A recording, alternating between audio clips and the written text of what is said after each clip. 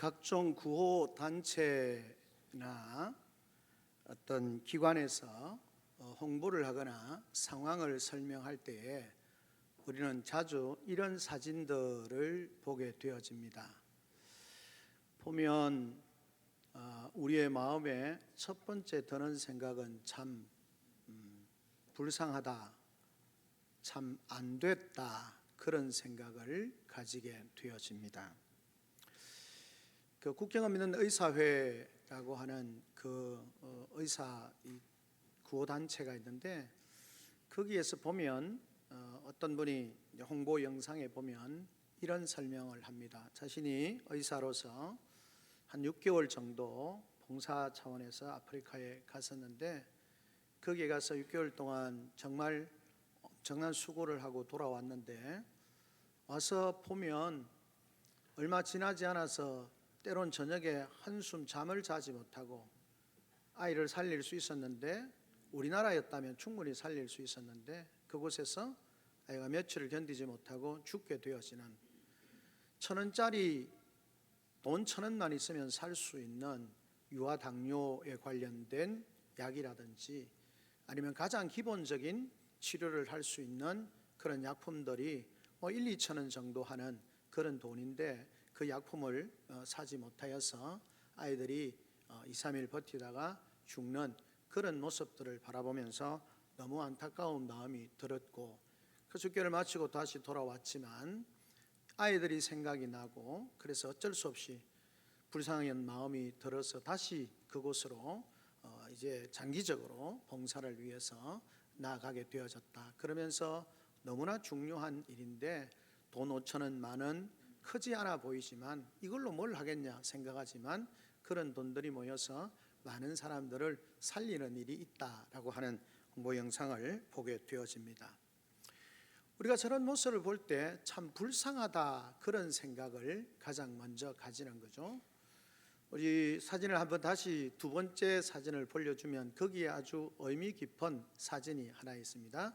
방송실 하나 좀 올려주실까요? 보면 한 유명 연예인이 아이를 안고 있는 모습입니다. 이건 이제 앞에는 포항제철고등학교에서 아이들이 아프리카 아이들을 위해서 한톨 모금 운동을 위해서 준비하고 있는 것이고, 밑에 두 사진은 지역의 의사들이 그 아이들을 치료하는 그런 모습이고, 우리가 저 안성기 배우죠, 아이를 안고 있는, 어떤 마음이 느껴집니까?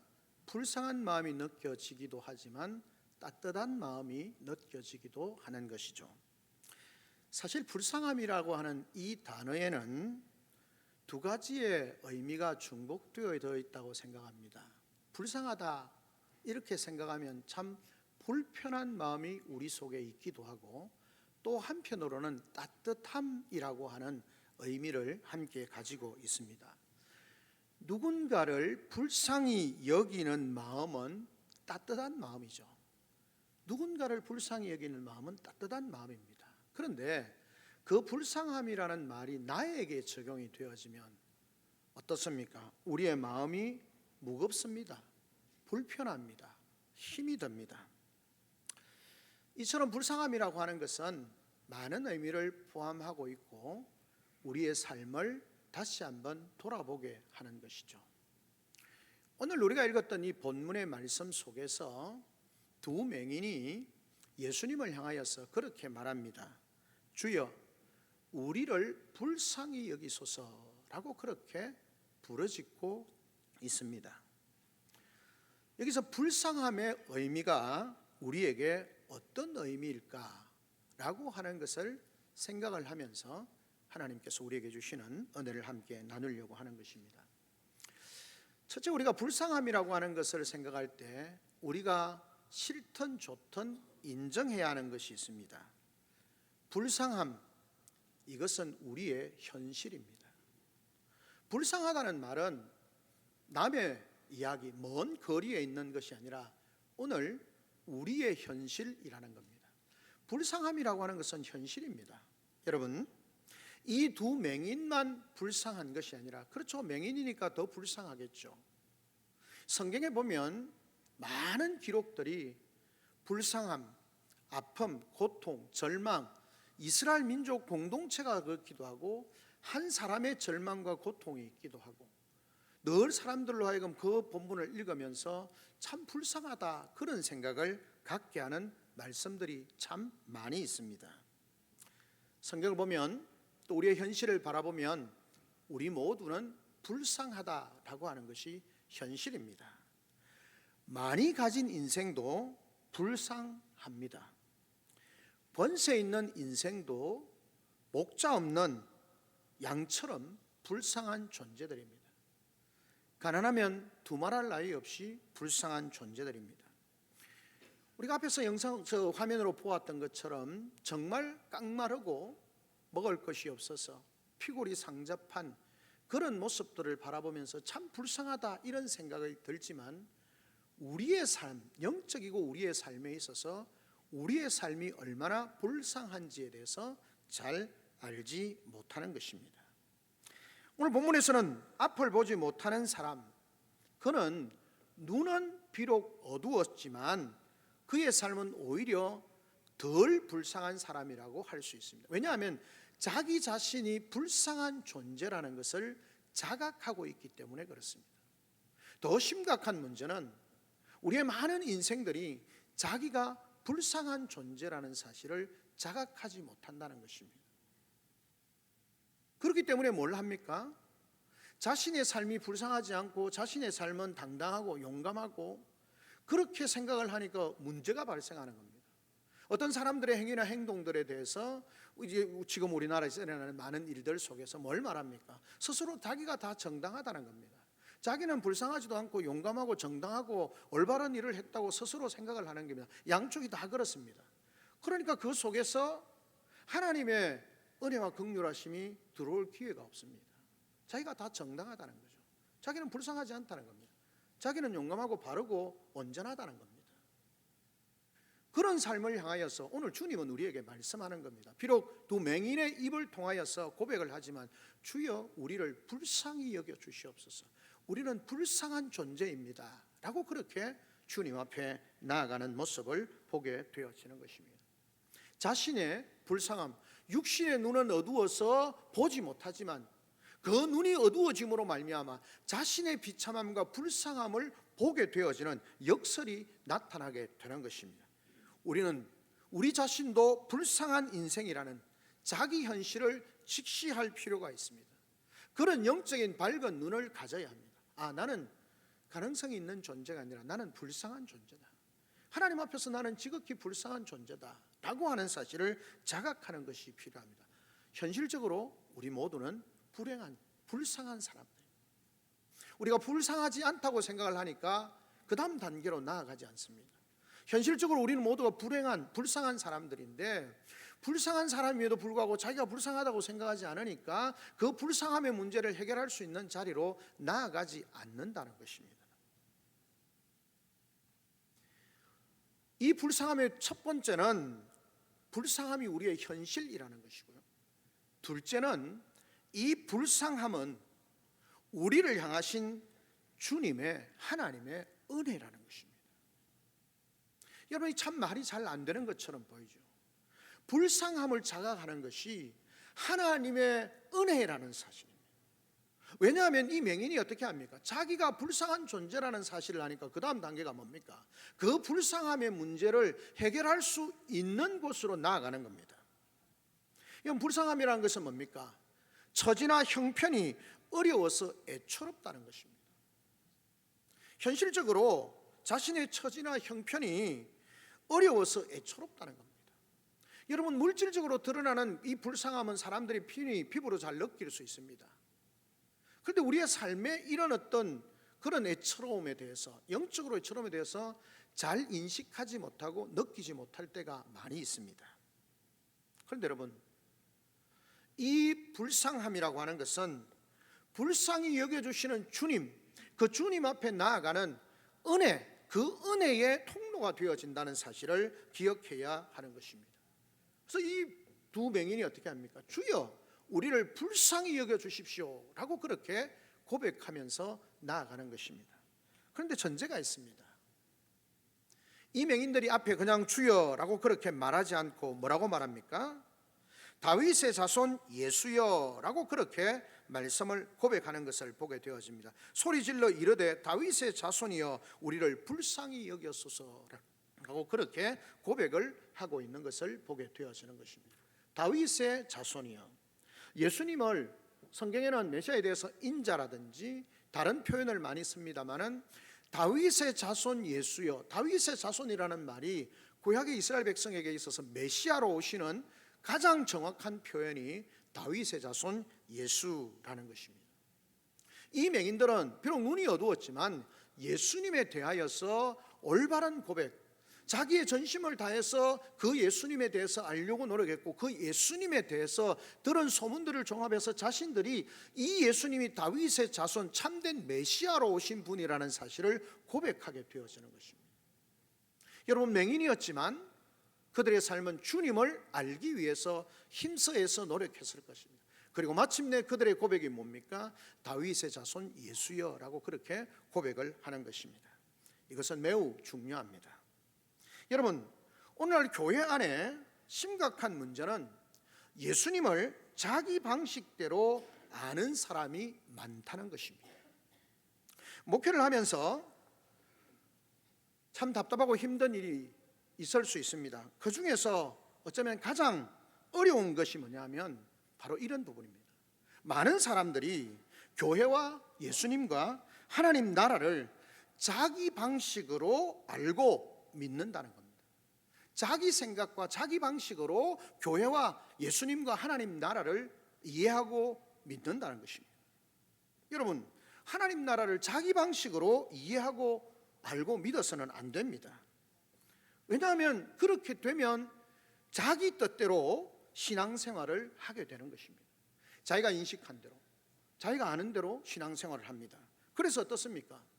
자기 마음에 맞으면 하고 있고, 자기 마음에 맞지 않고 마음에 들지 않으면 표현이 좀 그렇습니다만 때려치우든지 그냥 신앙을 포기하든지 다른 데로 가든지 그렇게 한다는 것입니다. 여러분, 어떤 사람은요, 교회를 마치 좋은 도덕단체, 착하게 잘 살아라고 권면하는 그런 마치 도덕단체처럼 생각하기도 합니다. 그러면 당연히 예수님에 대해서 어떻게 생각할까요? 그냥 4대 성인 중에 한 사람, 도덕적으로 훌륭한 서성, 인격적으로 본받을 만한 사람, 이런 정도로 생각을 한다는 것입니다. 그러면 교회가 뭐가 되겠습니까? 교회 나오면 나쁠 것도 없고 그냥 교회 생활을 하면 좋은 말하고 착하게 살아라고 사람들끼리 정직하게 친하게 잘 삽시다 이렇게 하니까 교회 나오는 것이 별로 손해될 거 없으니까 그냥 나오는 것입니다. 또 어떤 사람은 예수님을 어떻게 합니까? 알라딘의 램프 속에 있는 요정으로 생각을 합니다. 쉽게 말하면 신앙적인 도깨비 방망이로 생각을 한다는 것입니다. 그래서 내가 구하는 것을 그냥 들어주시는 존재로만 생각을 한다는 것이죠. 여러분, 그것이 성경이 말하는 예수님이 아니지 않습니까? 이런 신앙의 모습이 결과적으로 극과 극으로 반응으로 나타나는 것이 성경에 기록된 유대인들이었습니다. 예수님께서 예루살렘으로 들어가실 때 그들이 어떻게 했습니까? 다윗의 자손 예수여라고 고백을 하는 것 같습니다. 그리고는 그들의 다윗의 자손이라는 개념 자체가 달랐습니다. 그냥 정치적인 메시아, 우리가 성경을 통해 늘 듣는 것처럼 정치적인 메시아로 생각을 했습니다.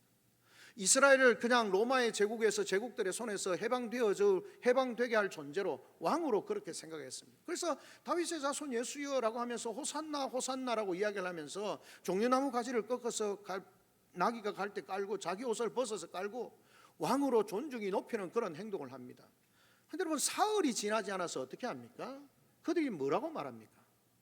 예수를 십자가에 못 박아라. 예수를 십자가에 못 박아라는 거예요.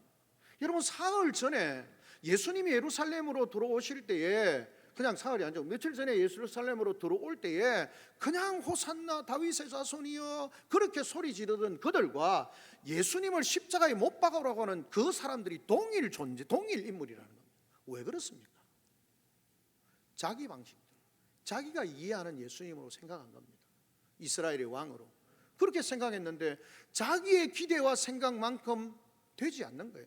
분명히 예수님은 로마의 그런 총독들이나 다 쫓아내고 이스라엘을 회복하는 왕이 되어야 되는데 그 로마 총독에게, 그냥 유대인들의 지도자들에게 허무하게 잡혀서 그냥 채찍질 당하고 죽임을 당할 것 같은 그런 모습을 보이니까 이 우리가 기대하던 예수가 아니야 라고 하고는 십자가에 못 박으라고 소리를 지르게 되는 것입니다. 왜 그렇습니까? 자기 방식대로 자기 생각대로 예수님을 이해하고 믿은 것입니다. 그런데 자기의 기대에 맞지 않으니까 메시아신 예수님을 과감하게 버리고 예수님을 십자가에 못 박아라고 소리를 지른 겁니다. 신앙생활이 내가 생각하는 대로 잘 되지 않는다고 하나님의 말씀을 따라 행하지 아니하고 내 생각대로 신앙생활하는데 잘 안 되니까 버려버리는 거예요. 그냥 버려버리고 그냥 심지어는 신앙을 버리는 겁니다. 여러분 성경에도 신약에도 데마가 그냥 예수님을 바울을 버리고 떠나고 복음을 버리고 떠나고 성경에 보면 그런 인물들이 많이 있는 것 아닙니까? 왜 그렇습니까? 자기 방식대로 자기가 생각하는 예수로 자기가 믿는 예수로 생각을 했기 때문에 그렇다라는 것입니다. 그런데 이 맹인들은 그렇지 않았습니다. 다윗의 자손 예수여 우리를 불쌍히 여기소서. 우리의 이 문제를 해결하실 수 있는 유일하신 메시아라고 믿는 것입니다. 그리고 예수님께서 그렇게 소경이 소리를 지르니까 예수님께서 집으로 들어가시면서 맹인들을 불렀습니다. 뭐라고 말씀합니까? 내가 너희를 낫게 해줄 줄 믿느냐? 예, 믿습니다. 메시아신 당신은 충분히 이 문제를 해결하실 수 있음을 우리가 믿습니다. 주님 뭐라고 말씀합니까? 내 믿음대로 될지니라. 너희 믿음대로 될지니라. 사랑하는 성도 여러분, 지금 이 주여 불쌍히 여기소서, 나의 이 심각한 문제, 내가 이 불쌍한 상황에 있는 이 문제를 가지고 참된 문제 해결자이신 주님을 바로 이해하고 그 주님에게로 나아가게 되어질 때 그 주님으로부터 하나님으로부터 하나님의 은혜가, 하나님의 회복하심과 치유하심과 은혜 베푸심이 우리 가운데 있는 것입니다. 우리의 문제가 해결되지 않는 것은 하나님이 무능력한 것도 아니고 우리의 교만, 우리가 하나님 앞에 우리를 불쌍히 여기십시오. 나는 정말 불쌍한 존재입니다. 하나님의 은혜가 아니면 안 됩니다. 불쌍한 존재입니다. 우리 가정은, 우리 교회는, 이 나라, 이 민족은 뭐 경제적으로 부흥하고 잘 사는 것 같지만 하나님이 불쌍히 여기심이 없으면 정말 이 나라가 설 수 없는 나라입니다. 여러분, 이스라엘 백성들이 그 가나안 땅에 들어왔을 때 마찬가지인 거 아닙니까? 그 환경은 좋은 환경이 아닙니다. 하나님의 은혜가 아니면 그 공동체에서 살아남을 수 없습니다. 그러니까 여러분, 그들 가운데 어떤 일을 합니까? 하나님이 범죄하시면, 하나님이 이스라엘 백성이 범죄하면 어떻게 합니까? 하늘 문을 닫으십니다. 1년만 문 닫으면요, 비가 내리지 않고 우루가 내리지 않으면 그 땅은 황폐화됩니다. 그래서 성경에 보면 이스라엘이 황폐하게 되어질 때 첫 번째가 범죄한 뭡니까? 하나님이 하늘의 문을 닫으시고 우루를 끊으십니다. 비와 이슬을 끊으십니다. 그러면 그 땅은 황폐하게 됩니다. 하나님의 은혜가 없으면, 하나님 우리를 불쌍히 여겨주십시오. 우리가 하나님의 은혜가 없으면 못 삽니다. 근데 우리가 좀 잘 살게 되어지면서 우리 속에 그 마음이 없어졌습니다. 내가 잘났다는 겁니다. 내가 똑똑하다는 겁니다. 여러분, 될 수 있으면 정치적인 이야기를 안 하려고 합니다. 이 나라가 지금 뭐 정치적 문제가 아니라 그렇지 않습니까? 어느 누가 하나님 우리가 불쌍합니다, 우리가 잘못했습니다, 아무도 없습니다. 양쪽은 다 내가 잘났다는 겁니다. 나의 모든 행위는 정당하다는 겁니다. 그러니까 그게 무슨 하나님의 치유하심과 회복하심입니까? 교회마저도 거기에 응달아 붙어서 네가 잘했니 내가 잘했니 이렇게 가는 거예요. 별별 설교 제목이 다 나옵니다. 여러분, 교회는 정말 복음이 중요하고 세상이 아무리 어려워도 하나님의 긍휼하심 속에 있어야만이 교회가 그 하나님 앞에서 불쌍히 여김을 간절한 마음을 가지고 하나님의 긍휼하심을 구하며 나아가야만이 그 땅에 하나님의 고치심과 회복이 있습니다. 근데 그거 없어요. 네가 잘났다 내가 잘났다 힘을 모아서 뭐 그걸 표출하는 거예요. 여러분, 그곳에 무슨 하나님의 은혜가 있겠습니까? 오늘 본문에 나오는 것처럼 이 맹인은 주님 우리를 불쌍히 여겨주십시오, 주님의 은혜가 아니면 살 수 없습니다, 주여 우리를 불쌍히 여겨주십시오. 불쌍함은 하나님의 은혜의 통로가 되어짐을 기억해야 하는 것입니다. 여러분, 우리가 자격이 있어서 주님의 은혜를 받았습니까? 아니지 않습니까? 오직 우리를 불쌍히 여기시는 주님의 자비하심 때문에, 그 하나님의 자비하심 때문에 우리에게 하나님의 은혜가 오는 것 아닙니까? 그러니까 우리는 그 불쌍함을 가지고 주님 앞에 나아가야 하는 거죠. 정말 우리 자신과 우리 가정과 우리 교회를 바라보면서 주여 우리를 불쌍히 여겨 주시옵소서 기도하며 나아갈 수 있는 복된 우리 성도들이 되시기를 주님의 이름으로 축원합니다. 그 기도하는 백성들을 통하여서 주님의 긍휼하심과 불쌍히 여김으로 말미암아 긍휼하심을 구하며 나아가는 그들 가운데 하나님이 은혜를 베푸시는 겁니다. 여기에 나오는 것처럼 말씀하시지 않습니까? 너희가 하나님의 얼굴을 구하고 회개하고 돌이키면 내가 그 땅을 고친다고 하나님이 말씀하시지 않습니까? 어디 거기에 너희가 힘을 모아서 뭔가 소리를 지르면 내가 응답해? 아니에요. 너희가 스스로 죄를 회개하고 하나님의 얼굴을 구하고 너희가 회개하면 내가 그 땅을 고친다는 겁니다. 진정한 고침과 회개는 하나님으로부터 오는 겁니다. 그 하나님의 긍휼하심을 구할 수 있는 방법은, 은혜를 구할 수 있는 방법은 주여 우리를 불쌍히 여기시옵소서, 그것밖에 없음을 꼭 기억하는 복된 우리 성도들이 되시기를 주님의 이름으로 축원합니다. 아멘. 마지막 세 번째는 무엇입니까? 여러분, 불쌍히 여김이라고 하는 것은 우리의 사명입니다. 우리의 사명입니다. 무슨 말입니까? 하나님이 우리를 불쌍히 여기셔서 하나님의 은혜를 우리 가운데 베풀어 주신 것처럼 이 땅을 향하여서 하나님의 은혜가 임할 수 있도록 하나님이여 이 땅을 우리를 불쌍히 여겨 주십시오라고 우리가 그 땅을 바라보면서 하나님께서 이 땅을 긍휼히 여겨 주시도록, 불쌍히 여겨 주시도록 그 공동체를 가지고, 그 세상을 가지고, 이 나라의 민족을 가지고 이 생원들을 품고 하나님 앞으로 나아가야 하는 것입니다. 우리가요, 주님이 우리를 긍휼히 여기시고 불쌍히 여기시는 것처럼 우리는 세상을 불쌍히 여겨야 합니다. 세상을 향한 하나님의 긍휼하심이 나타날 수 있도록 우리는 세상을 불쌍히 여겨야 됩니다. 여러분, 우리 주위에 우리보다 훨씬 잘나고 똑똑한 사람들이 얼마나 많이 있습니까? 그런데 여러분, 그들 또한 하나님이 불쌍히 여기셔야만이, 그들이 하나님이 불쌍히 여기셔야만이 참된 회복을, 참된 하나님의 은혜를 경험할 수 있음을 기억해야 하는 것입니다. 우리도 이 땅을 불쌍히 여겨야 합니다. 여러분, 이 나라의 민족을 불쌍히 여겨야 합니다. 그래야 하나님께서 우리에게 주신 사명을 가지고 나아갈 수 있습니다. 여러분, 이 땅을 불쌍히 여기지 아니하고 이 땅을 사랑하는 거예요. 이 땅에 돈 많은 사람들의 모습을 사랑하는 거예요. 이 땅에 권세 있는 사람들의 모습을 사랑하는 거예요. 이 땅에 아름다워 보이는 사람들의 모습을 사랑하는 거예요. 그들을 불쌍히 여기는 것이 아니고 교회가 그 세상을 부러워하는 거예요. 돈 많은 사람들을, 돈 많은 공동체를, 권세 있는 공동체를 부러워하는 거예요. 그러니까 교회가 권세를 가지려고 하고 돈을 가지려고 하고 세상의 화려함을 가지려고 합니다. 거기에 무슨 하나님의 사명이 나타날 수 있습니까? 없습니다. 세상을 불쌍히 여겨야 합니다. 불쌍히 여기지 않으면 나아갈 수가 없습니다. 주님이 우리를 불쌍히 여기셨기 때문에 하늘 영광 보좌를 버리시고 낳고 이 땅에 오셔서 우리를 살리시기 위해서 대속의 죽음을 죽어주신 겁니다. 우리를 불쌍히 여기셨기 때문에 가능합니다. 교회가 세상을 향하여서 헌신하고 그들을 향하여서 복음을 전하고 교회가 세상을 향하여서 모든 것을 들여서라도 그들을 회복하고자 하는 마음을 가질 수 있는 것은 세상을 불쌍히 여기는 겁니다. 교회가 세상을 불쌍히 여기지 않으면 어떻게 하나님의 역사를 이루어갈 수 있겠습니까? 어떻게 주님께 받은 은혜를 이 땅에 흘려보낼 수 있겠습니까? 이 땅을 향하여서 생명과 은혜를 흘려가게 하는 가장 출발점은, 시작은 이 땅을 불쌍히 여기는 겁니다. 이들에게도 주님이 필요하고, 이들에게도 생명의 십자가의 복음이 필요하고, 이들에게도 하나님의 권능의 도움의 손길이 필요하다는 사실을 가지고 그 세상을 불쌍히 여기는 마음이 있을 때 그들을 위해서 기도할 수 있고, 그들을 위하여서 우리의 가진 것을 나눌 수 있고, 그들을 위하여서 섬길 수 있는 겁니다. 그 불쌍히 여김이 사명입니다, 여러분.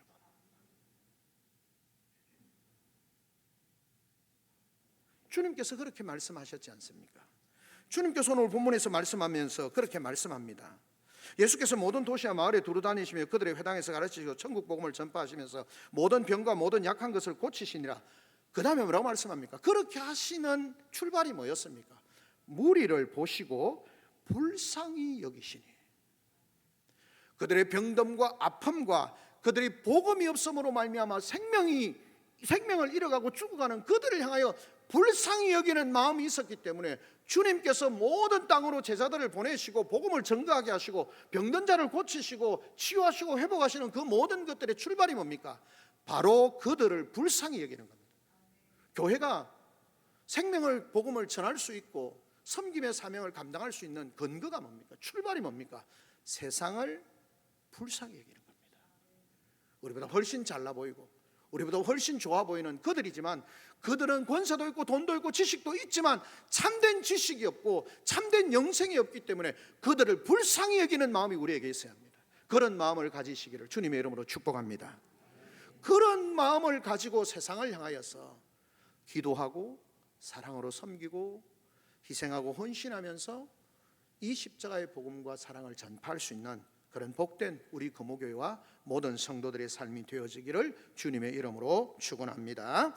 인생은 정도의 차이가 있더라도 모두 참 불쌍한 존재들이라는 사실을 우리가 인식해야 합니다. 그것을 볼 수 있는 영적인 눈이 있어야 합니다. 말씀에 근거해서 이 세상을 불쌍히 여길 수 있는, 우리 자신도 불쌍한 존재임을 고백할 수 있는,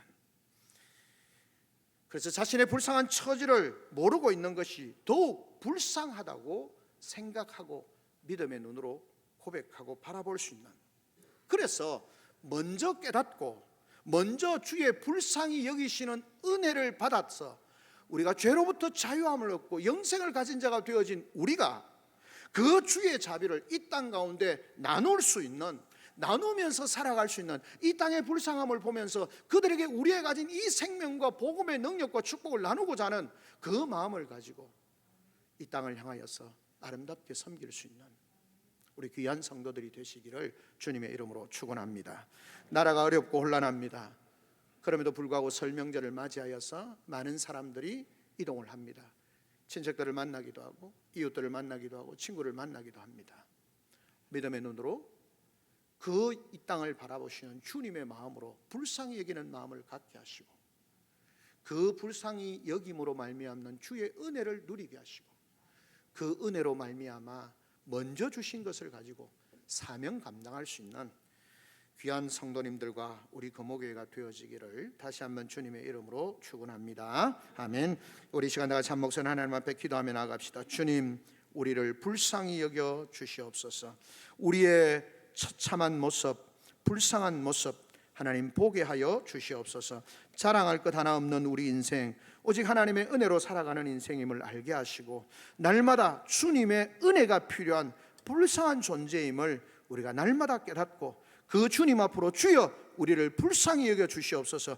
교만한 마음이 생길 때마다 주여 우리를 불쌍히 여겨 주시옵소서 기도하며 나가는 우리가 되어지고 주님이 이 구원받은 자로서 세상을 불쌍히 여기고 그들 가운데 생명의 복음을 전가하는 우리 자신, 우리 가정, 우리 교회 되게 하여 주시옵소서. 이 나라의 민족을 불쌍히 여기고 이 나라의 민족을 위하여 목숨 걸고 기도할 수 있는 하나님의 백성들 되게 하시고 복음을 전할 수 있는 우리 금호교회와 모든 교회가 되어질 수 있도록 성도들이 삶이 되어지게 하여 주시옵소서. 말씀으로 들고 한 2분 정도 기도하며 나아갑니다. 사랑과 자비가 풍성하신 살아계신 아버지,